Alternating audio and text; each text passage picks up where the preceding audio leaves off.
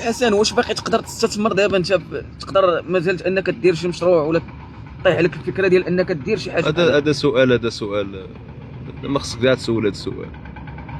صافي. واش هذا سؤال؟ واش كتشوف هذا باقي المشروع؟ الجواب غير دور التليفون تما راه الجواب. اش غنسولك انا؟ اش من مشروع غندير؟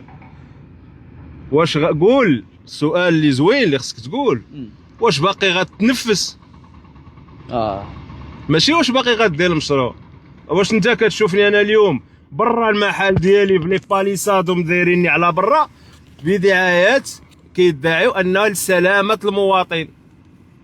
سلامة المواطن جسديا، وفين سلامة المواطن نفسيا؟